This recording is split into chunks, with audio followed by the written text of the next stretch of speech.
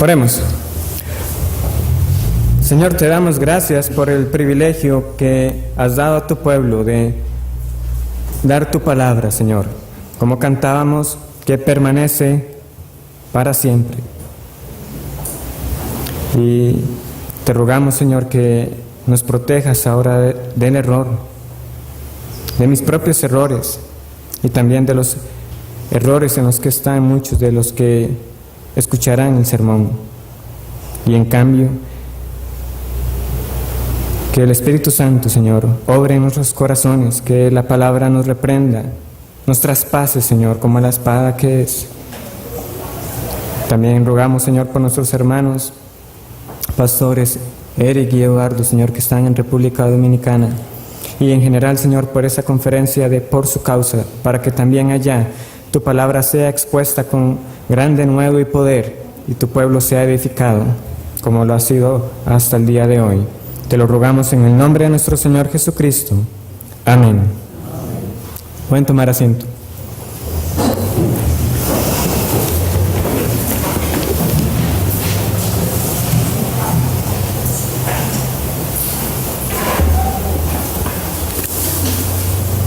Bueno, sin duda el canto y también la lectura tienen mucha relación con lo que hoy estaremos estudiando. Entonces, ¿qué fue lo que leímos? ¿Qué pasó después de que Cristo lanzó todas esas acusaciones fundamentadas sobre esos fariseos? Procuraban que hablara más. ¿Para qué? Para ver si podían atraparlo en alguna palabra. Y ahorita verán por qué es eso relevante. Abramos nuestras Biblias en Mateo capítulo 26. Mateo capítulo 26.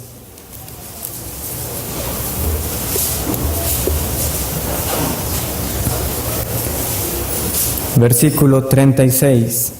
Mateo 26, versículo 36.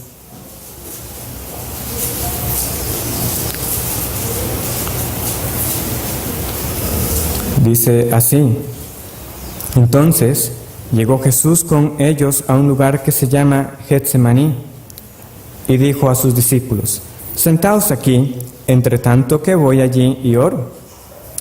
Y tomando a Pedro y a los dos hijos de Zebedeo, comenzó a entristecerse y a angustiarse en gran manera.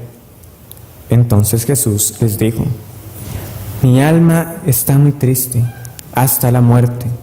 Quedaos aquí y velad conmigo. Yendo un poco adelante, se postró sobre su rostro y orando y diciendo: Padre mío, si es posible, pase de mí esta copa, pero no sea como yo quiero, sino como tú. Vino luego a sus discípulos y los halló durmiendo, y dijo a Pedro: ¿Así que no habéis podido velar conmigo una hora? Velad y orad, para que no entréis en tentación. El espíritu a la verdad está dispuesto, pero la carne es débil. Otra vez fue y oró por segunda vez, diciendo: Padre mío, si no puede pasar de mí esta copa sin que yo la beba, hágase tu voluntad. Vino otra vez y los halló durmiendo, porque los ojos de ellos estaban cargados de sueño. Y dejándolos, se fue de nuevo y oró por tercera vez, diciendo las mismas palabras. Entonces vino a sus discípulos y les dijo: Dormid ya y descansad. He aquí ha llegado la hora, y el Hijo del Hombre es entregado en manos de pecadores. Levantaos, vamos, ved, se acerca el que me entrega. Mientras todavía hablaba, vino Judas, uno de los 12, y con él mucha gente con espadas y palos, de parte de los principales sacerdotes y de los ancianos del pueblo.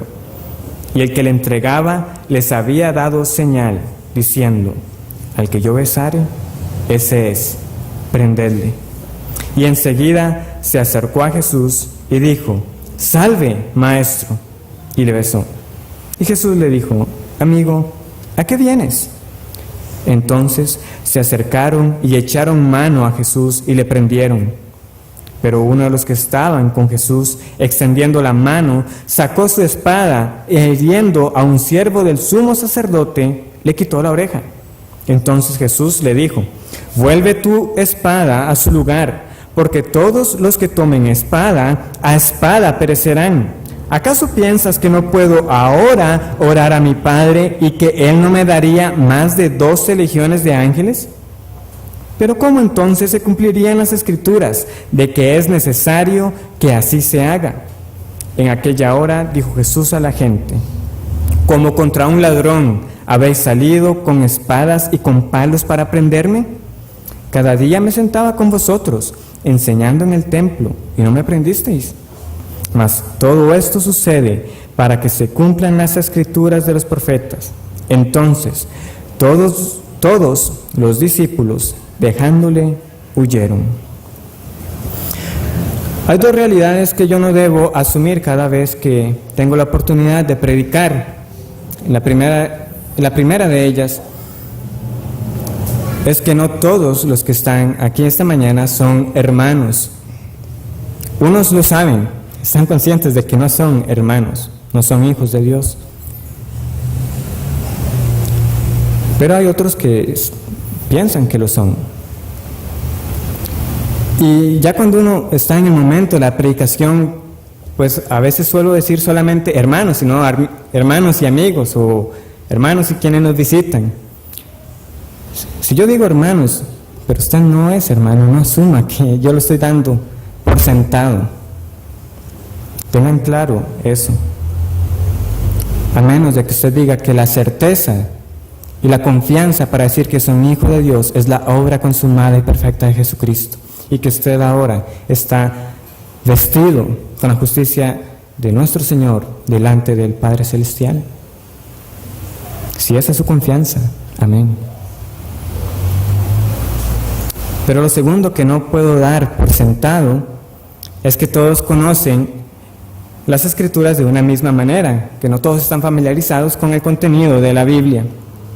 Y si hay un rasgo que hemos procurado mantener a la hora de la predicación, es exponer una porción de las Escrituras, enfrentarnos al texto como tal y no simplemente dedicarnos a estar saltando de un pasaje a otro para apoyar nuestros pensamientos, nuestras ideas. Y esto lo digo porque algunas visitas que están entre nosotros, que nos están acompañando desde hace unas semanas o que hoy es la primera vez que están, tal vez no están enterados de que estamos en medio de una serie de la predicación de los milagros de Jesús, y una serie que ya empezó hace más de 2 años y que ya está pronto a terminar. Tan cerca está de terminar, hermanos, que ya solo falta un sermón más. Ha sido un estudio largo. Pero ¿qué sucede cuando uno va avanzando? Pues que puedo dar por sentado que todos han escuchado los sermones anteriores, y eso no es verdad. Ni aun los que tienen años de estar acá han podido estar en todos los sermones. Entonces, procurando que tengamos bien claro por qué haré una introducción más larga del usual, es por este momento el que estamos llegando tan clave. Si el propósito de Cristo era solamente venir a la tierra a hacer milagros, este arresto, hermanos, hubiera sido algo terrible. Ya el Señor no va a poder hacer más milagros de manera pública. Lo están arrestando. Parece que ya está llegando el fin de su ministerio en ese sentido. Pero como leímos en el versículo 56, mas todo esto sucede para que se cumplan las Escrituras de los profetas. Todo ha tenido un propósito. ¿Y por qué es que estamos entonces llegando a este punto? ¿Y por qué estoy tocando este pasaje en medio de la serie de los milagros? ¿Qué milagro está pasando ahí? Yo no leí ninguno. Bueno, vamos a Lucas capítulo 22. Porque como sucede con la mayoría de eventos relacionados con los últimos días del Señor, están contados en los 4 evangelios y cada uno aporta a veces distintos detalles. Pero hay uno solo que nos cuenta qué pasó con la oreja de ese siervo. Y sabemos cómo se llama, gracias a Juan. Se llamaba Malco. ¿Qué pasó con la oreja de Malco? Nosotros lo leemos en Lucas capítulo 22, versículo 47. Lucas 22, 47. Mientras él aún hablaba, se presentó una turba, y el que se llamaba Judas, uno de los 12, iba al frente de ellos, y se acercó hasta Jesús para besarle. Entonces Jesús le dijo, Judas, ¿con un beso entregas al Hijo del Hombre? Viendo los que estaban con él lo que había de acontecer, le dijeron, Señor, ¿heriremos a espada? Y uno de ellos hirió a un siervo del sumo sacerdote y le cortó la oreja derecha. Entonces, respondiendo Jesús, dijo, basta ya, dejad. Y tocando su oreja, le sanó. Y Jesús dijo a los principales sacerdotes, a los jefes de la guardia del templo y a los ancianos que habían venido contra él, ¿como contra un ladrón habéis salido con espadas y palos? Habiendo estado con vosotros cada día en el templo, no extendisteis las manos contra mí, mas esta es vuestra hora y la potestad de las tinieblas.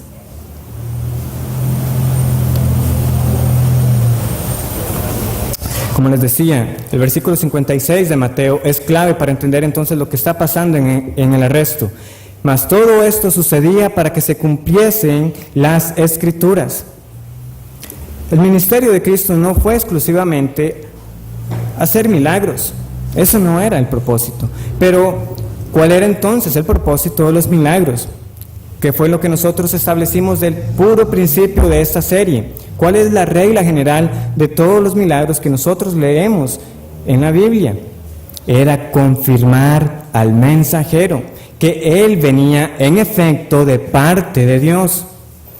Moisés, cuando se encuentra con Dios, él dice, yo voy a ellos a decirles que el Dios de sus padres me ha hablado. Y cuando ellos me preguntaren, ¿cuál Dios? ¿Cuál es su nombre? ¿Qué les responderé? Y tenemos la afirmación, tú le dirás, yo soy, me envió a vosotros. Pero además, en Aarón, Moisés contó con alguien que iba a hablar por él y además haría muchas señales. Y nosotros tenemos las plagas. ¿Y qué era el propósito entonces? Confirmar que en efecto Moisés estaba hablando de parte de Dios. Lo mismo va a suceder con Elías y con Eliseo. Y bueno, los que estuvieron en la primera parte y escucharon hoy la lección de escuela dominical, vimos varios ejemplos también de cómo de diversas maneras uno podía juzgar que un profeta era de Dios. Una de ellas era que se cumpliese lo que el profeta decía, pero también a veces acompañado con ese mensaje estaban los milagros. Y principalmente lo vemos en Moisés, Elías y Eliseo. Y ahora lo tenemos con nuestro Señor Jesucristo. Si fue necesario para aquellos profetas, ¿cuánto más para el profeta con P mayúscula, nuestro Señor Jesucristo? Porque no era solamente que Jesús venía con un mensaje diciendo que venía de Dios. Él iba a decir que era Dios mismo, el Padre y yo uno somos. Alguien viene a usted y le dice, yo y el Padre uno somos. Pues demuéstrelo, ¿qué pruebas tiene? Antes que Abraham fuese yo soy. La seriedad de esas afirmaciones. Y por eso nosotros vemos al Señor obrando milagros que confirmaban no solamente que venía de parte de Dios, sino también su naturaleza divina. Pero de nuevo, no era que el Señor andaba haciendo milagro tras milagro, que cuanta enferma aparecía, Él lo curara, porque ese no era lo principal de su venida. ¿Qué pasó? Muchas veces ese milagro el Señor lo aprovechaba para dar una enseñanza. Y en otras ocasiones, de los muchos que hemos estudiado, hermanos, el milagro pasa realmente a un segundo plano. No es la centralidad del relato que los autores del Nuevo Testamento nos comparten. Es más, hoy estamos estudiando este relato de Malco porque contiene un milagro, pero van a ver que realmente tiene un plano muy secundario. Hoy no vamos a centrarnos tanto en que la oreja de Malco haya sido restaurada.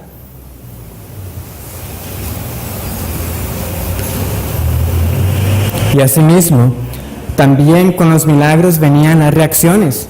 Muchas personas, ¿cómo reaccionaban? Se quedaban maravillados. ¿Quién es este? Que aún los vientos y el mar le obedecen. ¿Quién es este que hace tales prodigios? Muchas personas se maravillaban, otros incluso iban y lo contaban. Otras veces el Señor les decía, por favor, no vayan y lo cuenten, y aún así iban y lo contaban. Otras veces Él más bien iba a decir, vaya y cuente las grandes cosas que el Señor ha hecho por usted.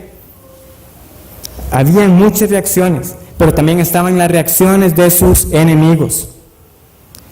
Hasta el punto que ellos iban a decir, ¿hasta cuándo nos turbarás el alma? En Juan capítulo 10, ¿hasta cuándo? Si tú eres el Cristo, dínoslo abiertamente. Más adelante, después de la resurrección de Lázaro, van a decir, ¿qué haremos? Este hombre hace muchas señales. Ellos se resistían a la verdad e intentaban, sin cansancio, cómo hacerle caer. La ocasión anterior nosotros estudiamos a esa higuera estéril que fue secada por la palabra de nuestro Señor Jesucristo. Y solo para que vean un pequeño recuento de todo lo que acontece entre esa higuera que es secada y este momento del arresto, vean las veces que lo buscaron el Señor. Llegaron a preguntarle con qué autoridad enseñaba Cristo. Y Él les devolvió con otra pregunta, el bautismo de Juan, ¿de quién era? Y ellos se vieron atrapados, no pudieron. Luego llegaron con la moneda de César. Señor, vea la inscripción que tiene esa moneda. ¿Es lícito dar tributo al César? Luego llegaron los saduceos. Señor, hubo una mujer, tuvo 7 maridos el día de la resurrección. ¿De quién será la mujer? Luego llegan los fariseos y ven cómo los saduceos no tuvieron éxito. Y dijeron, ahora es nuestro turno, vamos nosotros. Señor, ¿cuál es el primer mandamiento de todos? Ya cuando el Señor le responde esa pregunta, nosotros leemos que no osaron preguntarle más. Por eso les decía que cuán importante fue lo que leímos ahora en Lucas 11, porque es que realmente lo intentaron. Procuraron hacer hablar a Cristo vez tras vez para ver si podían hallar tan siquiera una oportunidad para prenderle. Esto es lo que ellos estaban buscando, este momento del arresto. Era ese objetivo, pero no lo podían. Cristo hacía un milagro, no tenían objeción contra Él. ¿Por qué curas un sábado? ¿Qué es mejor? ¿Qué van a hacer ustedes? Si a ustedes no se les cae un animal en un día de reposo, ¿no van a hacer lo posible por rescatarlo? No soy yo el Señor del día de reposo. Ni por señal ni por palabra, no había manera en que ellos pudieran hallar alguna falta en el Señor Jesucristo. No, todo fue hasta que llegó el momento para que se cumpliesen las Escrituras. Porque ya intentaron una vez despeñarlo, lanzarlo por un guindo, por un precipicio. Y que leemos, Él pasó en medio, porque no era el momento. Pero Judas, y ahora sí, por solo 30 piezas de plata, se decide a entregar al Señor Jesús. Viene Judas, se decide a entregarlo, los discípulos se van. Parece que estamos ante un cuadro de derrota, pero no es así. Esta mañana nosotros veremos 3 puntos. Veremos un ataque, una derrota y una victoria. Veremos el ataque de los traidores, veremos la derrota de los defensores y veremos la victoria de nuestro Señor Jesucristo. En primer lugar, el ataque de los traidores. ¿Quiénes fueron estos traidores? Versículo 47. Y dice, mientras él aún hablaba, se presentó una turba. Mucha gente. En el versículo 52 vemos que Cristo se dirige a ciertos grupos específicos. Dijo a los principales sacerdotes, a los jefes de la guardia del templo y a los ancianos. Dentro de esa turba había entonces sacerdotes, guardias del templo, habían también fariseos, habían también soldados, porque eso lo sabemos leyendo los otros pasajes paralelos, pero no vamos a estar saltando dentro de los 4 y los invito a que con tiempo los lean en sus casas. De hecho, Juan nos dice que llegó una compañía de soldados. Cuando nosotros buscamos esa palabra compañía, es un término que en español sería cohorte. Nosotros no usamos esa palabra, pero tomada literalmente se refiere hasta un grupo de 600 soldados. Entonces estamos hablando de esta gente y ahora 600 soldados. Posiblemente la Guardia Romana no enviaría tantos soldados para apresar a un solo hombre, pero sí nos habla del gran número, porque ese es el sentido que Juan le da. Entonces eran demasiadas personas las que llegaron en ese momento y todos ellos eran traidores. Hermanos, los soldados ya habían escuchado la predicación de Juan el Bautista, donde él decía que iba a llegar uno después de él, del cual él no era digno de desatar su calzado. Ese era Cristo. También hubo un centurión, un principal dentro de la Guardia Romana, que acudió al Señor para que curara a su siervo. Y recordamos ese milagro porque él dijo: Señor, di tan solo la palabra, porque yo también estoy puesto en autoridad. Y yo lo que digo, eso se hace. Y el Señor dijo: yo no he hallado tanta fe. Entonces Cristo no era desconocido para los soldados. Ellos sabían bien a quién iban a arrestar. Ellos también eran parte de estos traidores. Y ni qué hablar de todas estas personas, de los guardias del templo, de los sacerdotes. El Señor se los dice: ¿no estaba yo con vosotros cada día en el templo enseñando? No iban detrás de un desconocido. Ellos sabían bien lo que el Señor les había hablado y que no habían podido encontrar falta en Él. Y vienen a mí como ¿qué? Como contra un ladrón con palos y espadas y antorchas. Traidores. El afán de ellos no era realmente aprender, sino que lo escuchaban buscando cómo acusarle. Cómo acusarle. Y Él les dice: este es su momento, ha llegado su hora. Piensan que están ganando.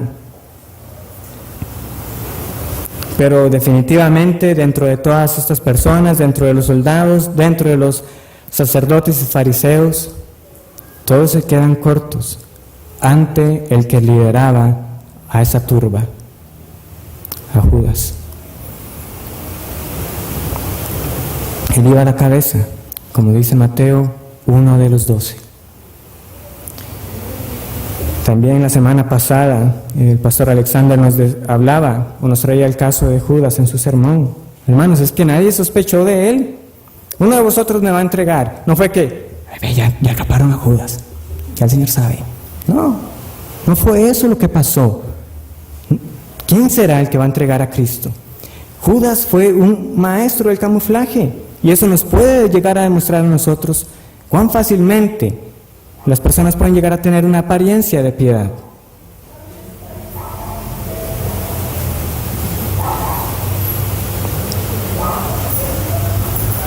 Iba y venían las misiones que se encomendaban. Se le dio incluso la responsabilidad de ser el tesorero. Si usted hubiera tenido sospecha de una persona como Judas, ¿para qué le va a entregar el poco dinero que de por sí ya iban a tener Jesús y los discípulos para sus necesidades? No, había en Judas una persona que usted decía: yo le puedo confiar el dinero que vamos a tener.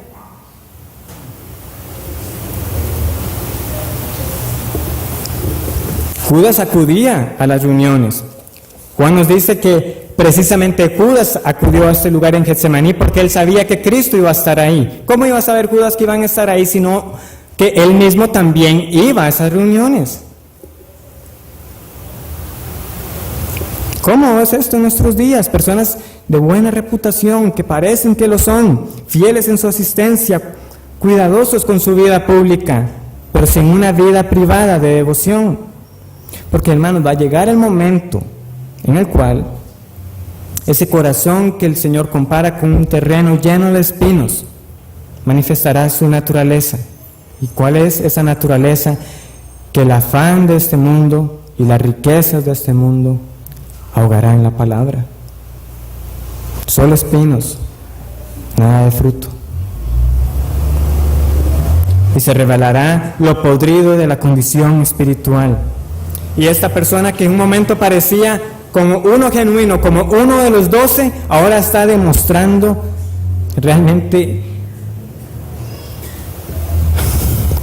lo podrido de su naturaleza, porque Judas no escogió cualquier día, no fue que escogió cualquier lugar y no escogió cualquier acción para entregar al Señor. ¿Qué día escogió Judas? El día de la Pascua, un día que fue establecido cuando el pueblo de Israel iba a ser liberado de Egipto, un día que hubo muerte de primogénitos y que solamente aquellas casas que fueron cubiertas sus postes y dinteles con sangre fueron libradas de esa mortandad. Un día que sirve de sombra para el Cordero que quita el pecado del mundo. Y ese día fue entregado a nuestro Señor Jesucristo. Ese día escogió Judas. El lugar, ya vimos que está escogiendo un lugar íntimo, un lugar de oración, donde el Señor iba a derramar su alma en oración al Padre, a tal punto que nosotros leemos versículos antes que parecían como gotas de sangre que caían. Y ahí oraba Él con sus discípulos. No lo buscó en un lugar público, sino ahí, en un lugar exclusivo para el Señor y sus discípulos.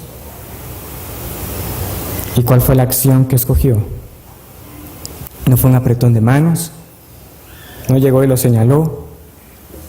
Un beso. Un beso. Un gesto de afecto que uno reserva para las personas más cercanas. Amigo, con un beso entregas al Hijo del Hombre.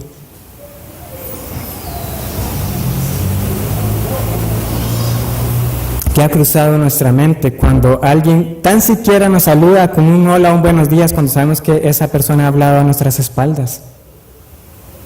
Ahora, cuanto más esta acción tan despreciable que está haciendo Judas.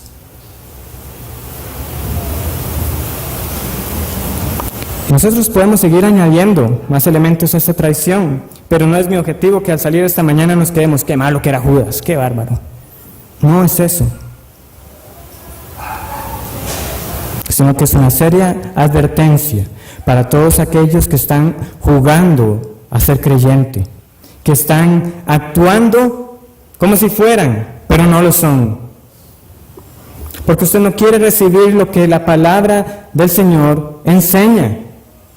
Porque si usted piensa que esto no es confiable, hermanos, Judas estuvo escuchando la predicación sin defecto, perfecta y sin mancha de la boca del mismo Señor Jesucristo. Vio los milagros que el Señor también realizó y es condenado. Y nosotros mismos, si no fuera por la gracia de Dios, habiendo estado en esas circunstancias, también seríamos perdidos, si no fuera más bien por la predicación de la palabra de Dios. No pida señales, sino sumérjase en el testimonio fidedigno de las Escrituras.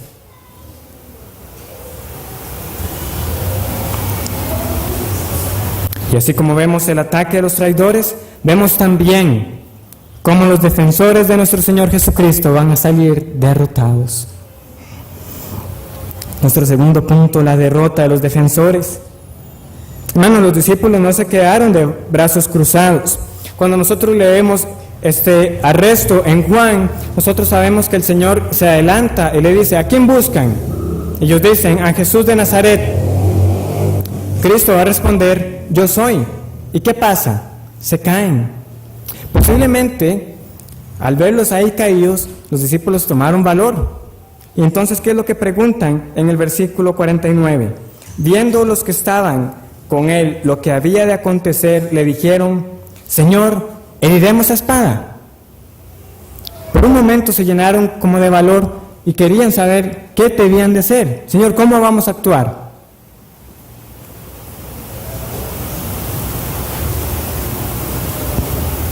Y esto a pesar de la gran desventaja numérica, porque sabemos que era un gran número de personas. Era un gran número de personas. Pero hubo uno que no esperó la respuesta. Y sin que se nos diga el nombre, hermanos, ya nosotros sospechamos quién pudo haber sido ese que tomó la espada. Pedro. Juan nos confirma que fue Pedro el que tomó la espada y se lanzó al ataque. Pero él ni siquiera contempló la situación. Leamos los versículos del 35 al 38, aquí mismo en Lucas capítulo 22. Lucas 22, 35 al 38. Y a ellos dijo: cuando os envié sin bolsa, sin alforja y sin calzado, ¿os faltó algo? Ellos dijeron: nada. Y él les dijo: pues ahora, el que tiene bolsa, tómela y también alforja. Y el que no tiene espada, venda su capa y compre una. Porque os digo que es necesario que se cumpla todavía en mí aquello que está escrito. Y fue contado con los inicuos, porque lo que está escrito de mí tiene cumplimiento. Entonces ellos dijeron: Señor, aquí hay 2 espadas. Y él les dijo: basta. No tenemos el tiempo para detenernos en esta porción de este capítulo, pero sin duda debe interpretarse sabiendo lo que va a acontecer en el arresto, porque sabemos entonces ahora que tenían 2 espadas, Pedro teniendo una de ellas, y el Señor les está diciendo que compren una. ¿Qué era lo que estaba mandando el Señor? Como les digo, no tenemos el tiempo para detenernos para saber esas razones exactas, pero sí por lo menos podemos saber cómo estaba condicionando el Señor el uso de esa espada. ¿Por qué? Porque ¿qué le dijo él a Pedro? Los que tomen espada, a espada morirán. Y es que hubo al menos 3 razones por la cual esta acción de Pedro fue un uso inadecuado de la espada. Y aquí veamos entonces de una forma más general, no solamente limitarnos a la espada, sino como un arma. ¿Qué es lo que Pedro hizo mal entonces? En primer lugar, hermanos, es que era inútil.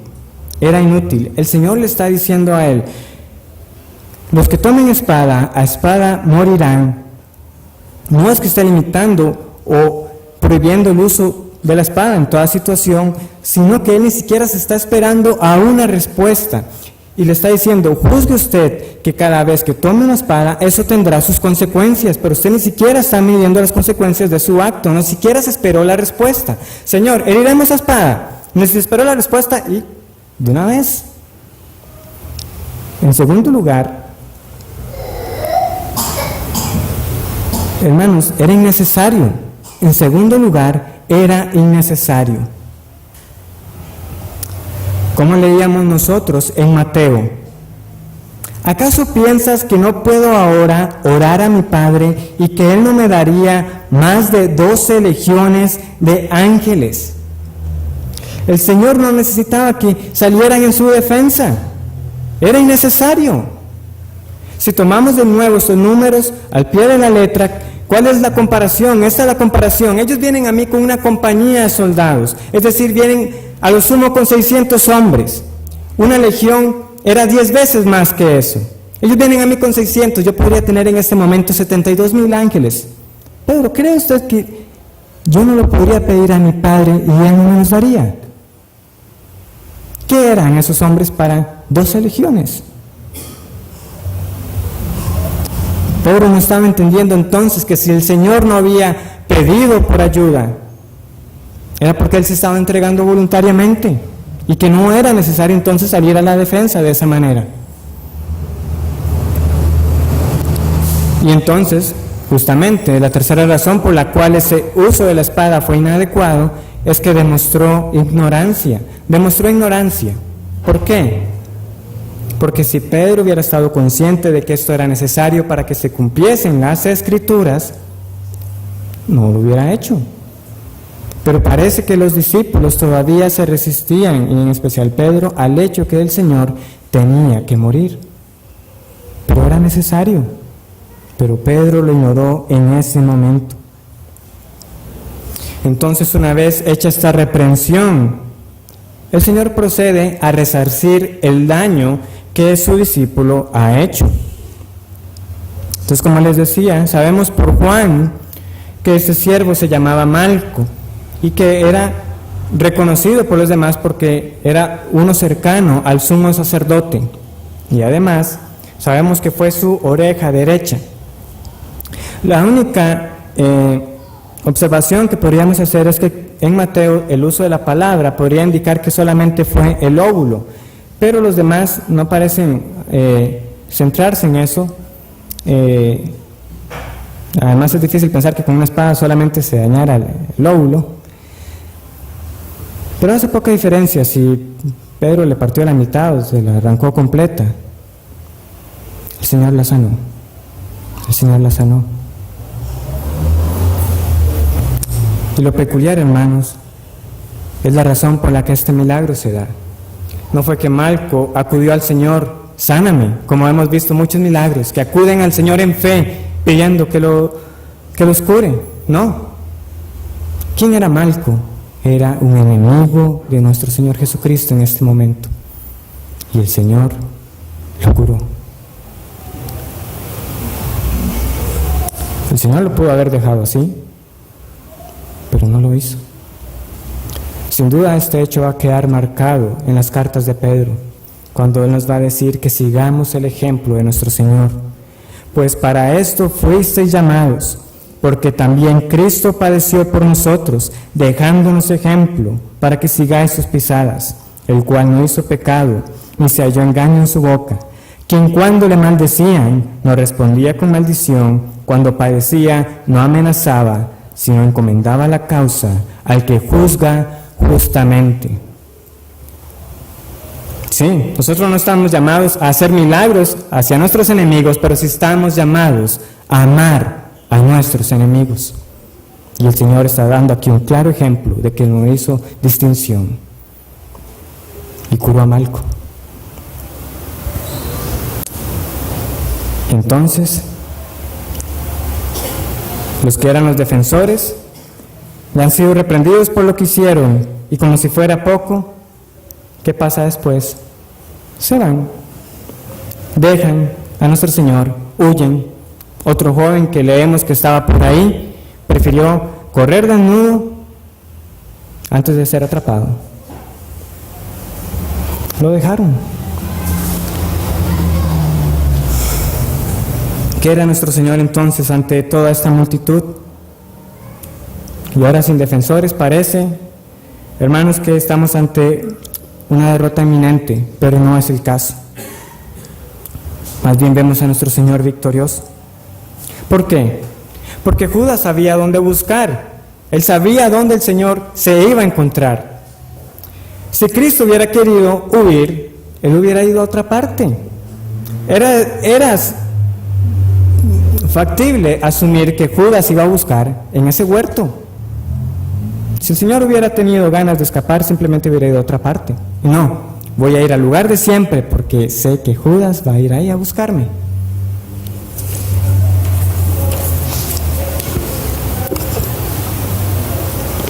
Y como dice Juan, no es solo que el Señor va al lugar donde Él sabe que lo van a ir a buscar, es que Él ya también sabe, ya después de que ha orado, de que le corresponde beber la copa que el Padre le ha preparado, y Él se adelanta, Él sale al encuentro. Entonces ustedes se podrán imaginar la sorpresa para estas personas, cuando no solamente la persona que están buscando no la encuentran que está tratando de huir, sino que viene y le sale al paso. ¿A quién buscan? A Jesús de Nazaret. Yo soy. Por eso nosotros leemos que caen a tierra. No podemos afirmar que sea necesariamente por las palabras yo soy en un sentido del nombre de Dios, pero es que solamente el hecho es desconcertante. Usted va a ir a atrapar a alguien y ese mismo viene y se le entrega. Yo soy. Y ahí cuando están ahí mismo tirados, el Señor les vuelve y les pregunta de nuevo, ¿a quién están buscando? A Jesús de Nazaret. Ya se los dije, yo soy.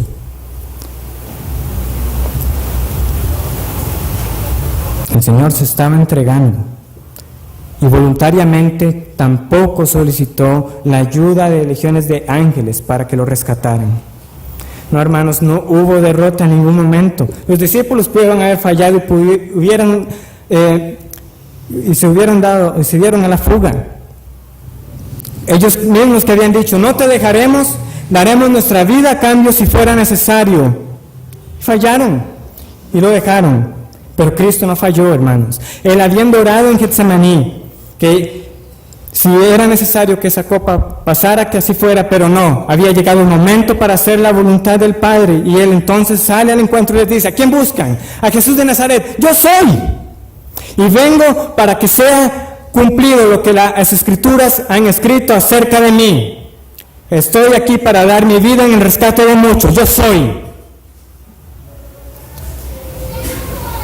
Y se cumplió. El inocente, el Cristo sin pecado,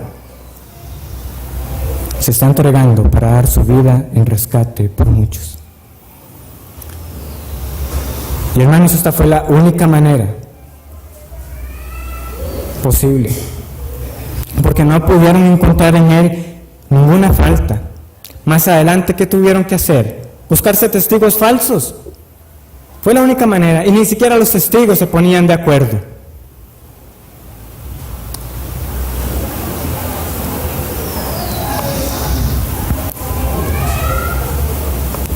La vida perfecta que ninguno de nosotros puede vivir, el Señor la vivió.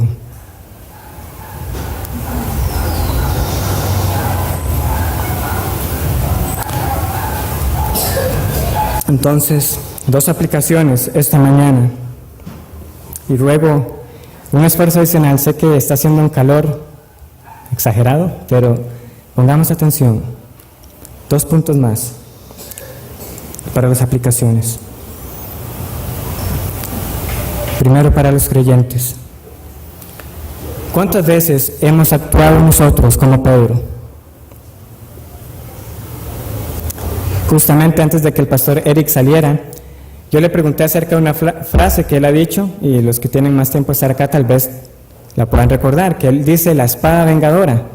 No sé si la podrán recordar. Yo le dije, Eric, esa frase espada vengadora usted la dice por Pedro, ¿verdad?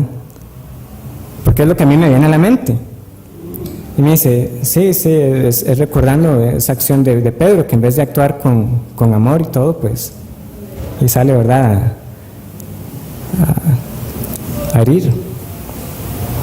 Y él lo decía en ese sentido, de que en vez de nosotros decir la verdad con amor, actuamos de una forma destructiva.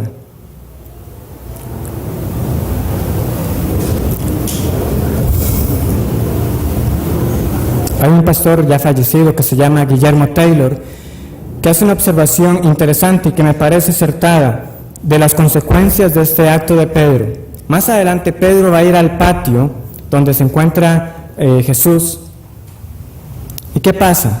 Sabemos que Pedro va a negar a nuestro Señor Jesucristo, pero parte de las consecuencias que Pedro mismo se forjó para que se viera obligado a negar a nuestro Señor fue por haber actuado tan imprudentemente. Porque si él estaba ahí y tantas personas habían estado en ese arresto, era muy probable que hubieran personas ahí también que lo pudieran reconocer, no solamente como un seguidor de Cristo, sino como el que había atacado a Malco. Y Malco no era cualquier otra persona. Este no es solo el seguidor, este fue el que atacó a Malco. Y al igual como pasó cuando él estaba caminando en el mar, que por un momento valiente y ya luego hundiéndose, este mismo Pedro que estuvo dispuesto a sacar la espada, ahora está negando al Señor. ¿Cuántas puertas nos hemos cerrado nosotros para compartir el Evangelio por nuestras mismas acciones? ¿Cuántas puertas nos hemos cerrado? No, es que a ese ya no le puedo hablar, no me va a tomar en serio, no me va a creer, por la forma en que hemos actuado imprudentemente, no pensando lo que vamos a decir, no pensando lo que vamos a hacer, no tanto por nuestra reputación, sino por la reputación de nuestro Señor Jesucristo.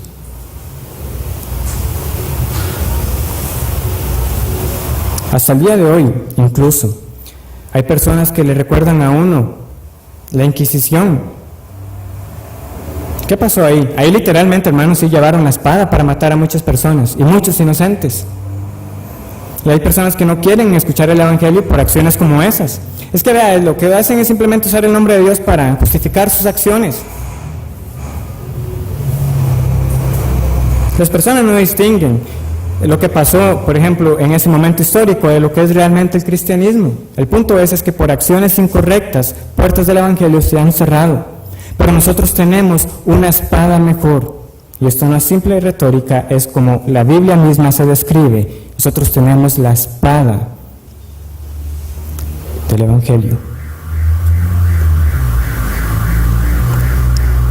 Hermanos, y mejor que traspasar o cortar orejas, nosotros podemos traspasar las almas de los hombres con verdades eternas.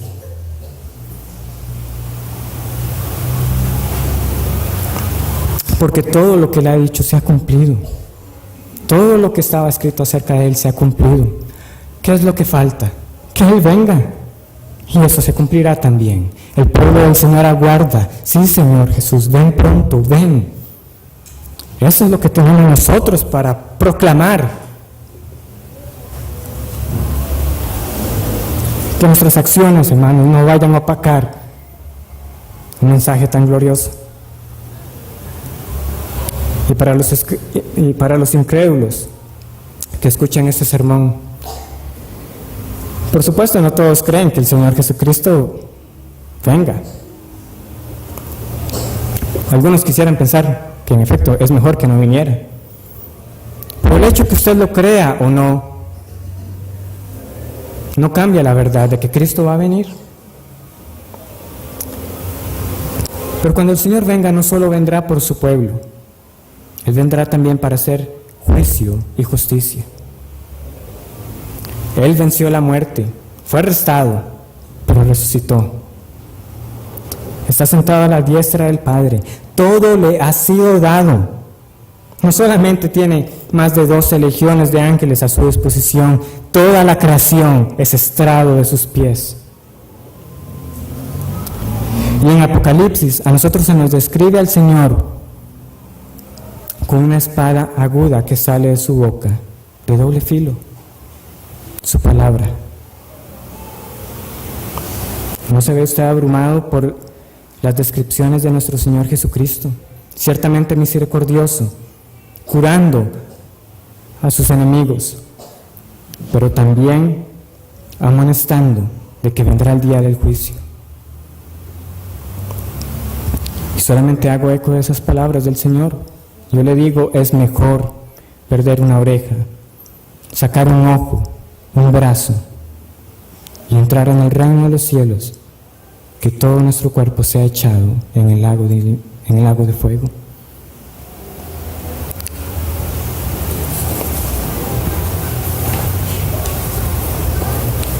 Que el Señor bendiga su santa palabra.